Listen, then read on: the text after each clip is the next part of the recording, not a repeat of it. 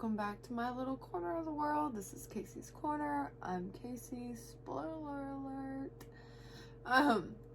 And I'm back with another one of my What Makes a Hedgewitch series. It's been a while. I didn't sing it. Anyway, but it has. It's been a while because ironically, after making my last video about facing my fears, I was frozen in fear for a while. Or, anxiety and self-doubt and, the usual. And my cameraman was down. As you can see, my lovely, valiant little camera corn, has been retired. She got a crack in her neck. There it is. She got a crack in her neck. I don't think you can see it. It's tiny. But she couldn't hold up my phone anymore. Especially not when I had a light on it. So she's been retired and I am back with a whole new stand and setup. I'll post a picture of it over on the Instagram, which if you're on my other socials, you'll know I do still exist, even though I haven't had any new videos other than my unboxing, which I'm totally comfortable with those. I at least know where I stand with those. The rest of my videos, I'm sorting it out, getting over my, as the, darling Mama Cam over with, Your Average Witch podcast, as she hates saying. I was suffering from imposter syndrome, which is talking about on her new podcast episodes she released today. You should go check those out. She's pretty awesome. Anyways, and that was the Your Average Witch podcast, by the way, that I was just recommending. I may have kind of, anyway, focus. I wanted to talk about spiritual warfare because I've seen it been bouncing around a lot. It's, I grew up with a lot of Christian family. I grew up in Texas, so I was surrounded, just grew up in that culture a lot. And so I just noticed recently, not everybody gets that concept. At least, not all the witches I've met and have been speaking to have heard of that before. They're like, wait, what is that? That's a thing? It's a big thing. It's a big thing that's pretty much molded our world. We live in the world built by the Abrahamic faith spiritual warfare. The Crusades, spiritual warfare.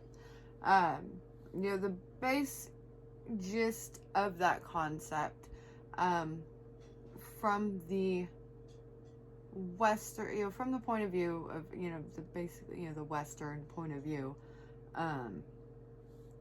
it's the world I live in, so, but it comes from, the Christian,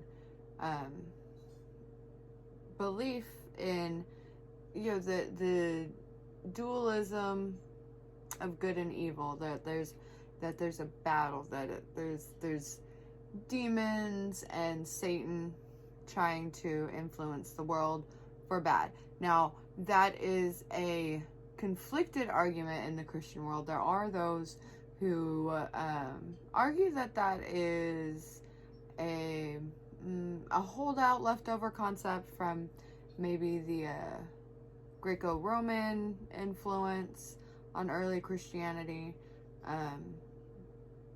or on some aspects of Christianity. Anyway, but it's a thing that pops up every so often, and that that can be used for, and like all things, it can be used for good and bad, because there is really no such thing as good and evil in that concept, really, but there is, with great power comes great responsibility, and that is a very powerful concept, that not everybody uses responsibly. throughout history is where. So let me take a step back real quick. So my understanding of the concept, my experience with the concept growing up is from specifically the Southern Baptist churches I went to and the Catholic churches I went to with my grandmother, and her own concept of literally, I've got like one of her books right here with me. I'll show. Hold on, don't drop everything. This, that is her. That is my grandmother, Maelita. Anyways, and she carried these cards around with her all the time. And if you are a Catholic, you may recognize spiritual warfare prayer. And she would hand these out to people. And just a quick little line of let's see, here's one of my favorite bits. And why some Christians say this is a pagan thing and they don't do this and they don't believe in it, you'll get. But here's just one line from it. It says, I break all curses, hexes, spells, evil wishes, evil desires, and hereditary seals, known and unknown. I come against all satanic vows, pacts, spiritual bonding, and soul ties with satanic forces, and sever the transmission of those links through my ancestry. I break and dissolve all links and effects with psychics, clairvoyants, astrologers. I mean, clearly it didn't stick. I'm still around. She never could completely cut me off. Anyways, but it does sound very, I mean, you get where I get it from.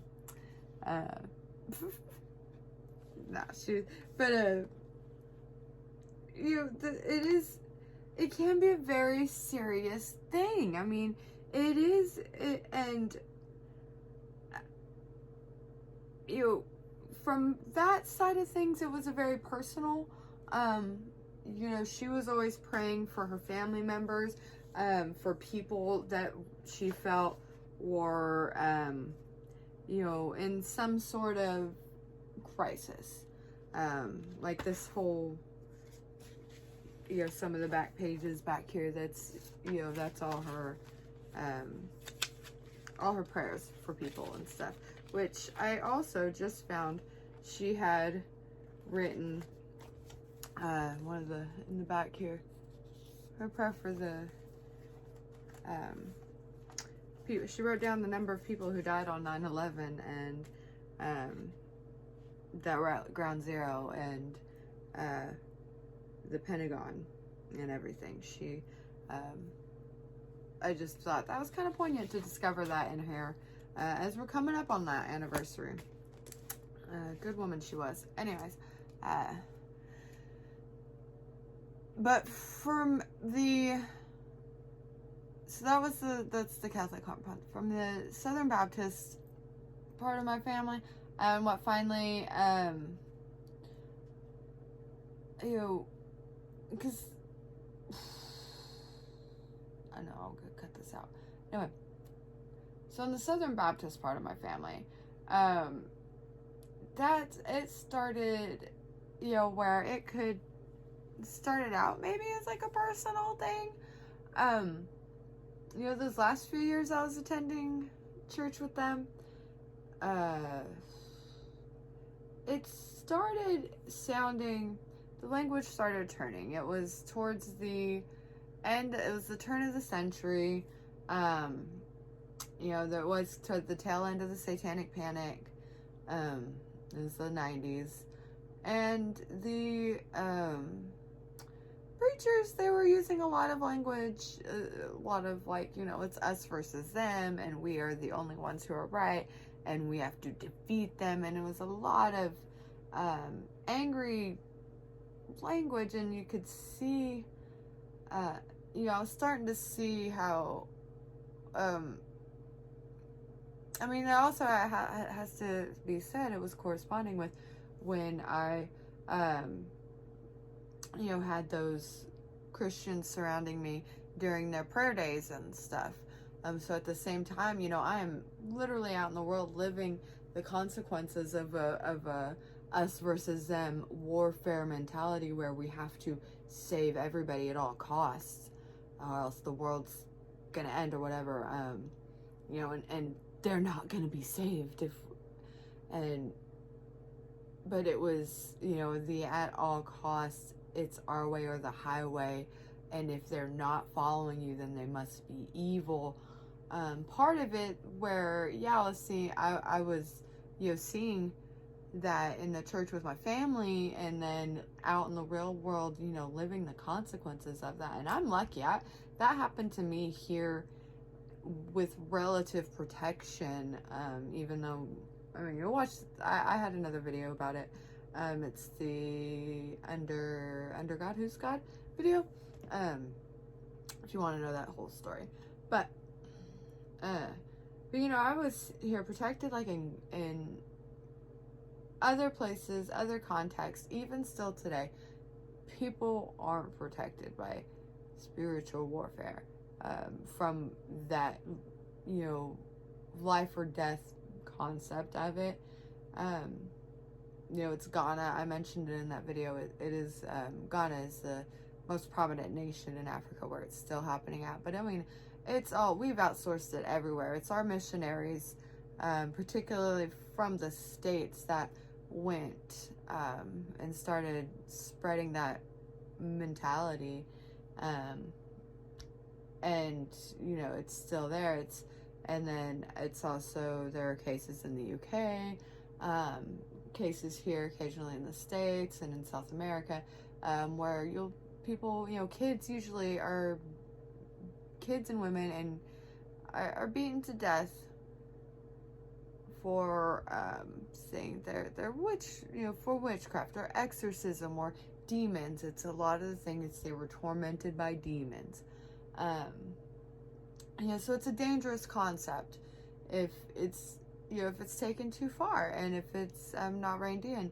And my concern about it recently is, I've been seeing it pop up a lot,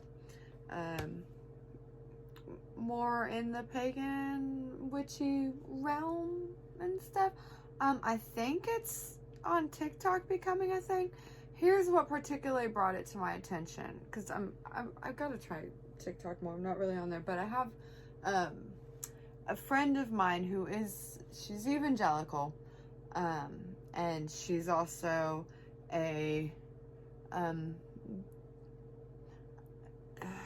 want to be careful here, because I don't want to get flagged for the algorithms and things, but this is where it's going to get tricky, because we're getting into conspiracy theory territory. Fun times. But she, she's one of those that really is, there's, so hard to say, because we love these people, but she believes in, there's the deep state, and Trump was fighting the good fight against evil, literally, and end days, that type of thing,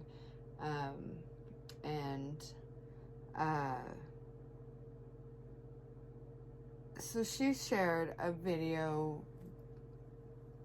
from that perspective. So she's MAGA, she's evangelical, she's diehard supporter, and then I see her share this video, that I see originated on TikTok, but if there was nothing else, I wouldn't have thought she'd have shared it. It was, what caught it was because it was, clearly from it could have been considered a pagan perspective. It was one of those, like, moon lady type, handles, and she was talking about spiritual warfare, but in a completely, if it wasn't coming from a Christian, this never would have caught my eye. But it was coming from such an evangelical Christian. I was like, hey, what is she doing sharing this witchy looking post?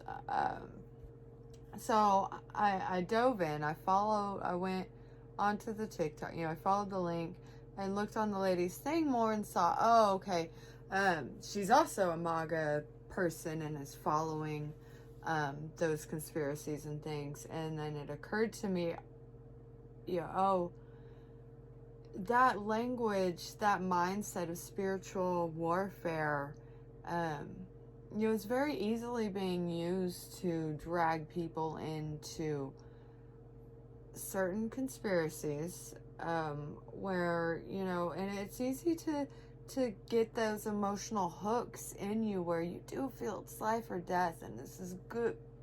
There's big evil, oh, big evil's gotta fight, and I'm fighting the good fight, and you feel good about yourself. But you know what? So did the Inquisition. So did all those folks who turned in on their own neighbors and friends and family, and killed them during the witch hunts and things. Like, that was spiritual warfare manipulated by powerful folks, and for means. The men in power, particularly, that set all that in motion, they got stuff out of it. But a lot of death happened. But it didn't, what am I trying to say here? It perpetuated it didn't reflect the reality of actual,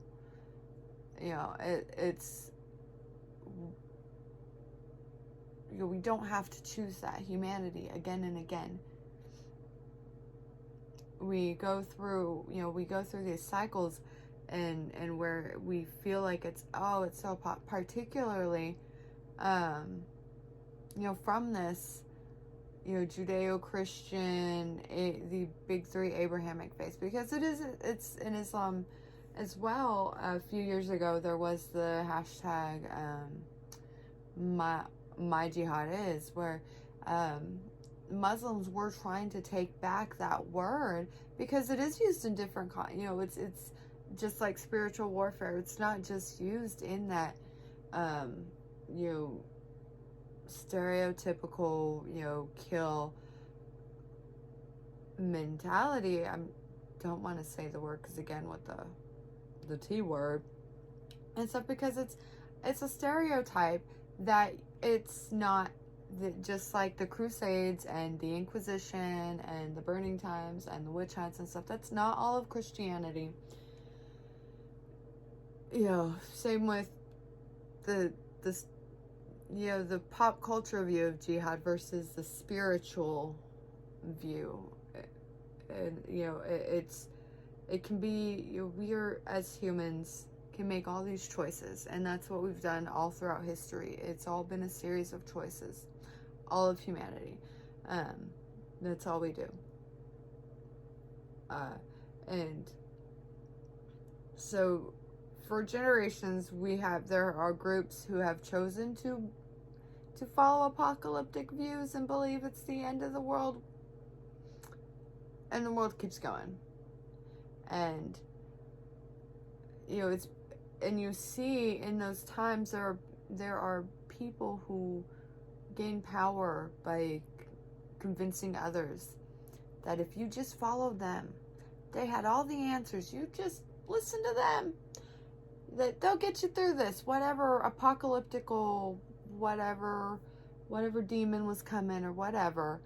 And there's not to say, you can't find strength and power in that stuff, but you do need to watch out for if people are using that to manipulate you. Like now, it's really easy to get caught up in this, spiritual warfare mentality, and get, next thing you know, you're hooked into some conspiracy that's got you ignoring, all of human knowledge.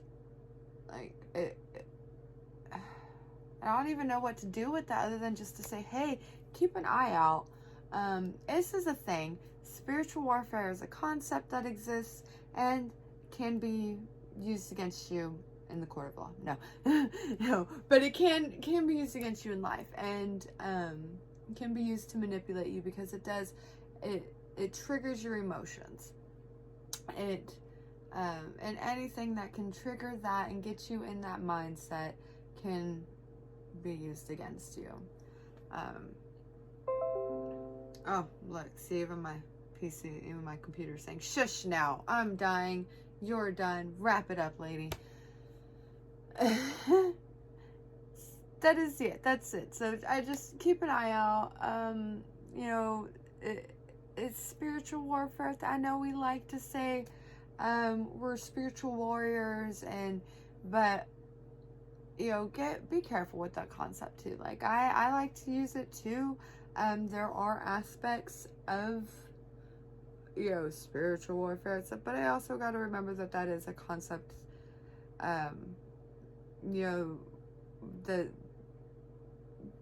that comes from something, that it has a history. Even now it's getting a whole new history and concept with North Korea, where they use it as they use spiritual warfare to support their leader, because where their leader is like a deity in that country, and to lift their leader up and to send a lot of hate to America is the nicest way I can put it. That's a whole interesting other thing. If you're interested in that, let me know. I think I can find the podcast for you. I can direct you in places to know more. But yeah, so keep an eye out for that. Be careful. Don't, just take a deep breath sometimes if you are feeling that emotional. I do, like me, I'm an Aries. I do have that, and I do have to catch myself and calm down a lot of times, and not allow myself to be manipulated by my emotions. And I think that's an important thing for all of us to remember, particularly when you've got people